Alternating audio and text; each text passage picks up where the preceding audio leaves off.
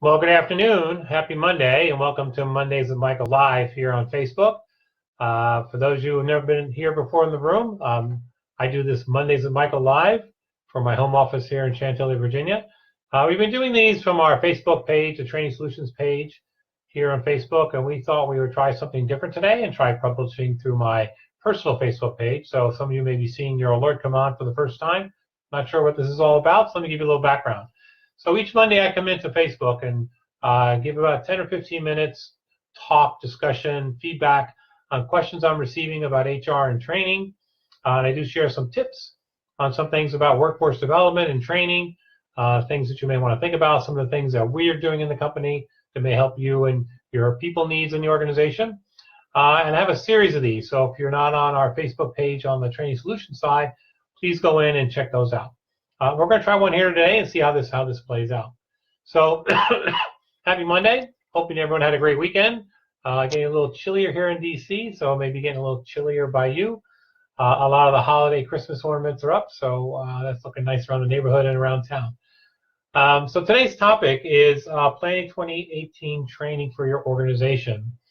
So we do help our clients think through this process. So as an internal business owner, or whether you're in HR or training, what are my training needs for my organization next year? What do my employees need to learn and develop skill-wise so they can continue doing what they need to do and continue to learn and grow either in their positions or in new positions? So as I always do during these live chats, I have a list of topics I'm going to go over with you.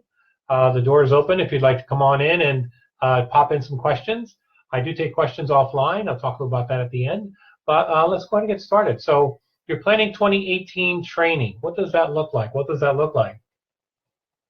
Well, first and foremost, you need to have a plan. If you're going to run your training organization like a business, we recommend our clients do. You have to have some semblance of a business plan. You have to start with a budget. You have to go in and actually talk to your boss or bosses about your budget. Hey, James, welcome to the room. You have to talk to your boss or bosses about a budget. You need to have a budget. You need to have a plan, a line item. A lot of organizations we work with that are large organizations have a line item in the budget. How much do you have to spend next year? Is it $10,000? Is it $50,000?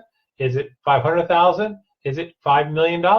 We work with companies at all different sizes that have budget for their training needs next year. So you need to know your budget. And there are times you're going to have to go in and fight for that budget like everyone else in the organization. This money is going to be invested back into your employees. You need to make that case. Now, granted, a lot of this money tends to be overhead because of the other two things we're going to talk about. What are those two things? Well, there are hard costs of training.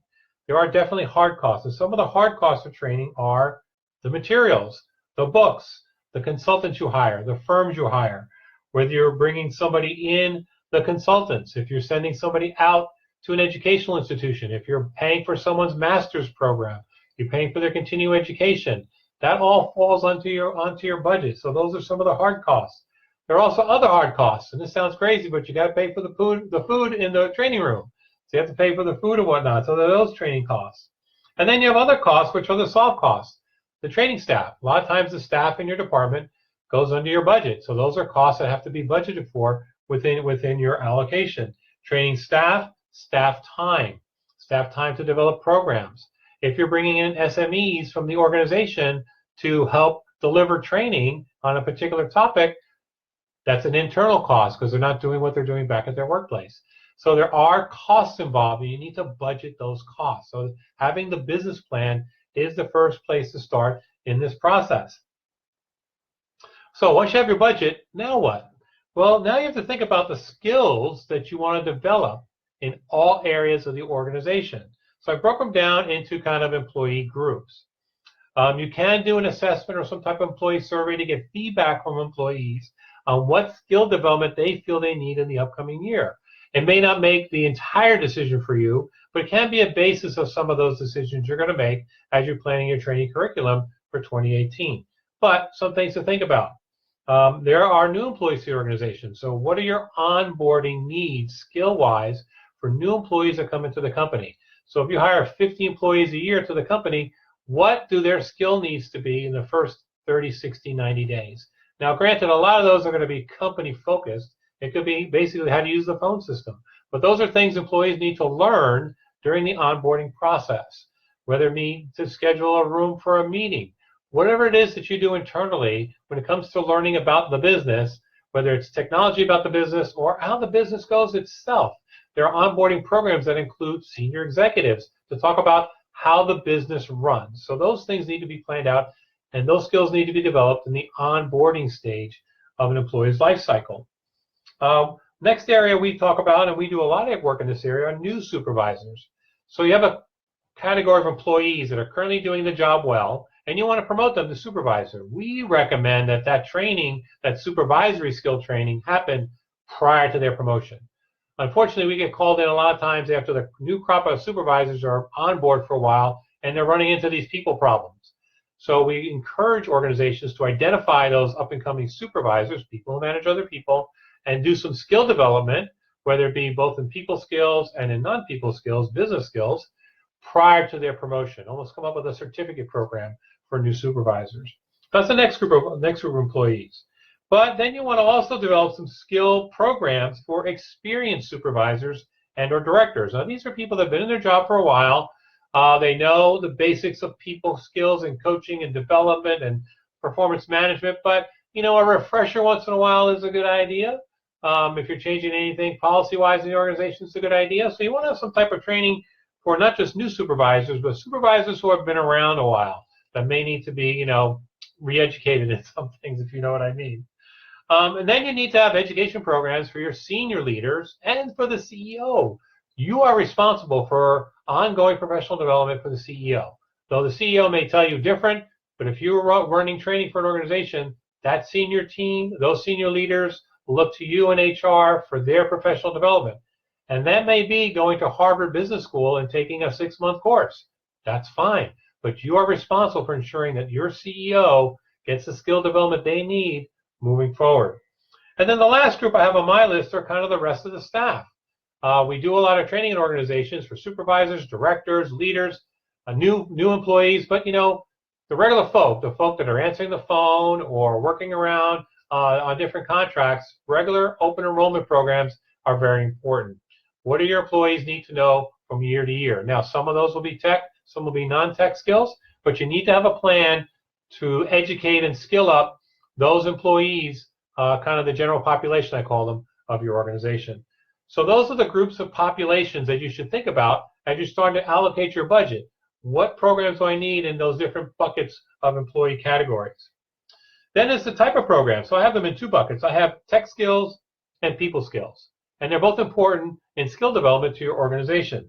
So whether it's an update of the Microsoft suite that you need to teach your employees the new Microsoft applications, the new apps, the new tools, whether you're a Mac or a PC, whatever skill development you need from a technology perspective, and it could be certifications inside your organizations. C++, I know I'm talking probably some old language here, Java, app development, whatever technology skills your employees need, that's part of it. The other part of it is people skills, communications. We talk supervisory skills, coaching skills, performance management skills, leadership skills, all these people skills that kind of tie into the tech skills. I mean, another one to our list today is probably no surprise to anyone in the room. You need to add harassment to your plan for next year. We're going to talk about that a little bit at the end, so I'm going to try to do a session for you next week on what it is to do harassment training in your organization, some of the tools we have for you. But if you don't have an harassment training program, or at least in part some type of program to get this information out to employees and to monitor this in your organization, if you watch the news today, your organization can be next. So make sure you add some type of harassment, diversity, discrimination. Those type of training programs need to be alive and well in your organization. So the next is whether you're going to use outside vendors or conferences, or are you going to teach these programs? And we need to work with clients that do both. We have clients who are very capable of training and facilitating. We sell them the content, they deliver the programs. And if you do that, that's great. You do save a few bucks that way because you don't have to call consultants to come in and do it. That said, there are programs that are probably better suited for somebody outside of the organization to come in, and we do that for our clients. Other programs you can do would be on the public educational institutions. So whether taking something here in Northern Virginia at George Mason, the community college, Virginia Tech, UVA, JMU, wherever it is you're going, you have to put that in your budget. Is somebody going to go to JMU to take a class or Virginia Tech? I know a lot of those instructors and a lot of those programs can be brought in-house. So again, that's a cost decision you need to make moving forward. So something else you need to think about. And then the last part of your plan is measurement of success. You're going to have to make your case in the front end on the business side, asking for those funds, but you're going to have to track this on the back end. And it's not just what we would call in training old school. It's not just butts and seats. This is how many people we train, and these are the programs we train them in. We need to see some skill enhancement. We need to see performance enhancement.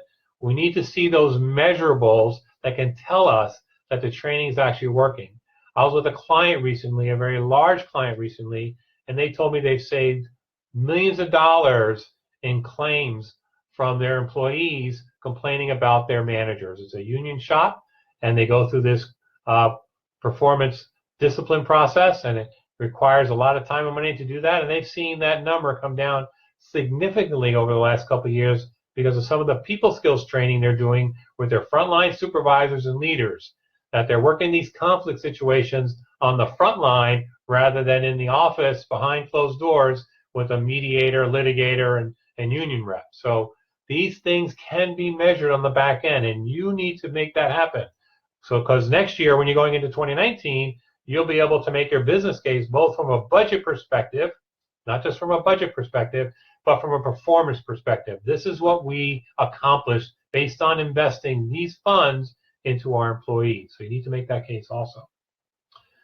And that's my little tip for you today. So you need to make your business case. You need to have your training plan. You need to be able to measure that training plan on the back end.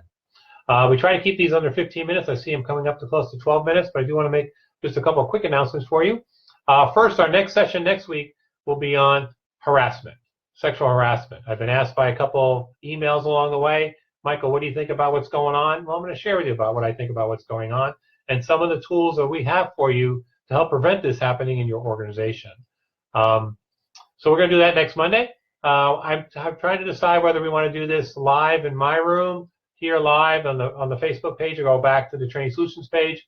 We'll make that determination internally here, and then we'll announce that sometime during the week. But I really appreciate you coming and hanging out with me today. We'll post this later on all our social media outlets, hoping that you have time to plan your 2018 training.